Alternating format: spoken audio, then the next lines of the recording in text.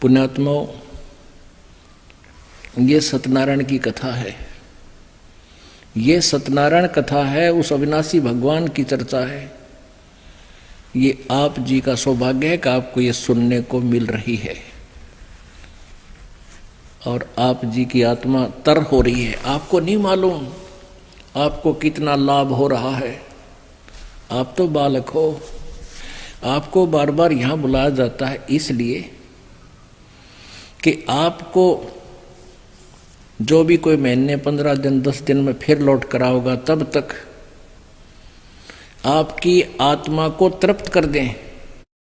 यहाँ ज्ञान सुना के कुछ पाप तो ऐसे होते हैं जो दान से कटते हैं, कुछ पाप ऐसे होते हैं जो संत के दर्शन से अक्षीण होते हैं, कुछ आशीर्वाद से होते हैं, कुछ सेवा करने से होते हैं, कुछ मंत्र जाप करने से होते हैं। तो यहाँ सब प्रकार के आपसे क्रियाएं करवाई जाती हैं।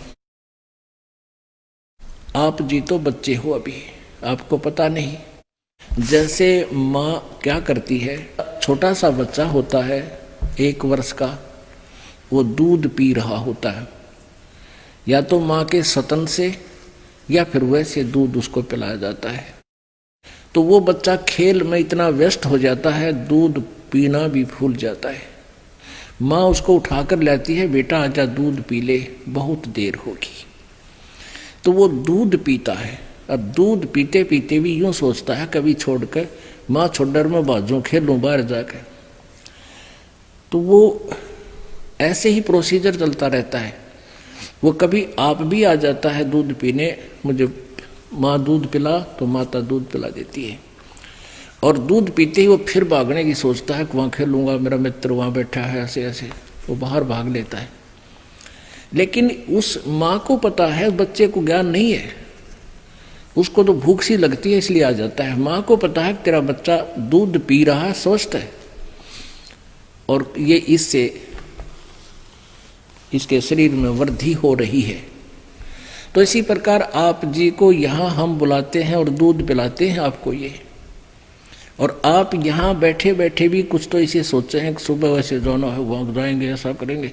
तो आप तो वो खेल खेलने जा रहे हो, और कोई बात नहीं, वो भी खेलते रहो, लेकिन यहाँ आकर दूध पान अवश्य करते रहो। और फिर देखना आपकी आत्मा में कितनी शक्ति पैदा हो रही है। माँ जानती है, ये दास जानता है कि आपको कितनी ताकत मिल रही है, आपकी आत्मा को ये कितनी निर्बल हो चुकी है। काल की गलत साधना करके ये बहुत डर चुकी है, दब चुकी है। अब इसको बहुत ताकत की आवश्यकता पड़ेगी, इसके लिए बहुत आहार डोज देनी पड़ रही है, तब यह उभरेगी। तो धर्मदास जी को, तो पुण्यात्माओं, आप जी का कितना सौभाग्य है।